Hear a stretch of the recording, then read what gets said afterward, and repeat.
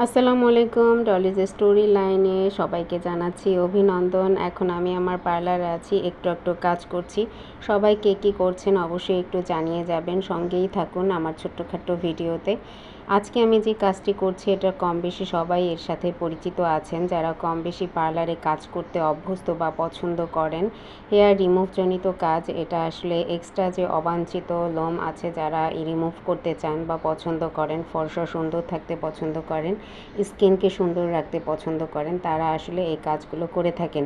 আবার অনেক সময় কিছু কিছু স্কিনে আছে, অর্থাৎ ফেজের একেবারে দেখা যায় ছেলেদের মতো লোম হয়, যেগুলো আসলে দেখতে একেবারেই ভালো লাগে না, বা মেয়েদের এক্সট্রা হরমোন চেঞ্জের কারণে এই সমস্যাগুলো হয়ে থাকে।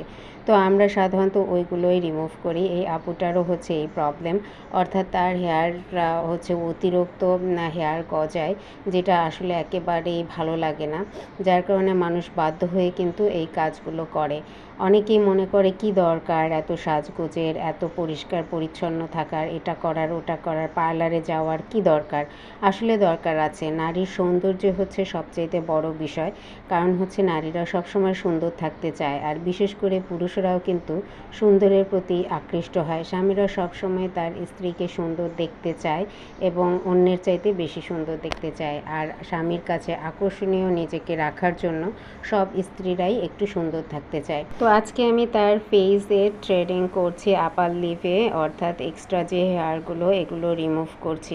ওয়েক্সিং করলে আসলে লোমটা খুব তাড়াতাড়ি একটা গজায় না, রেজার ইউজ করলে খুব মোটা হয়ে যায় এবং খুব দ্রুত গজায়।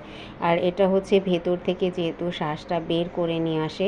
দেখুন আমার কাজ কমপ্লিট হয়েছে। তো সবাই ভালো থাকবেন, আজকের মতো বিদায়।